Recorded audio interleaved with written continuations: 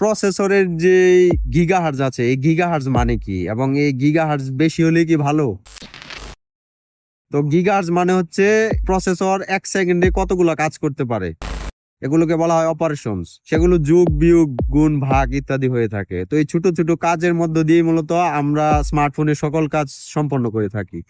তো গিগাহার্জ মানে সোজা কথায় 1 সেকেন্ডে একটা প্রসেসর কতগুলো কাজ সম্পন্ন করতে পারে, তাকেই আমরা গিগাহার্জ বলি।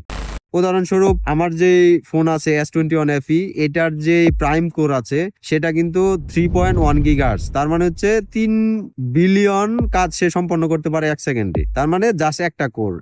এই প্রসেসরে রয়েছে 10টা কোর। তো প্রত্যেকটা প্রসেসরে মূলত কিছু প্রাইম কোর থাকে অথবা পারফরমেন্স কোর বলা হয় যাকে। তো সেগুলো একটু বেশি স্পিডের হয়ে থাকে, এগুলোর গিগাহার্জ একটু বেশি হয়ে থাকে। এর কারণ হচ্ছে এগুলো খুব হেভি যে কাজগুলো থাকে সেগুলো করে, যেমন গেমিং, ভিডিও এডিটিং, এই ধরনের হেভি কাজ যেগুলো সেগুলো এই পারফরমেন্স কোর করে থাকে। এরপরে যে কোরগুলো আছে ওগুলো হচ্ছে 2.9 গিগাহার্জ, 2.6 গিগাহার্জ। এগুলো হচ্ছে মিডিয়াম লেভেলে যে কাজগুলো আছে সেগুলো করে, যেমন ওয়েব ব্রাউজিং, মাল্টিটাস্কিং, এই ধরনের যে লাইট কাজগুলো আছে সেগুলো করে। তো এর থেকেও এনার্জি এফিশিয়েন্ট আরো কিছু কোর থাকে, যেমন এটার মধ্যে হচ্ছে 1.95 গিগাহার্জ। তো এগুলো মূলত একবারে লাইট যে কাজগুলো আছে, একবারে হালকা ব্যাকগ্রাউন্ড অ্যাপ প্রসেসিং অথবা কোনো মিউজিক শোনা ইত্যাদি কাজ মূলত এগুলো করে থাকে। তো গিগাহার্জের মানে সোজা কথায় একটা প্রসেসর 1 সেকেন্ডে কত পরিমাণ কাজ করতে পারে, এবং এটার রেজাল্ট মূলত হয় যখন আমরা অ্যাপ ওপেনিং করি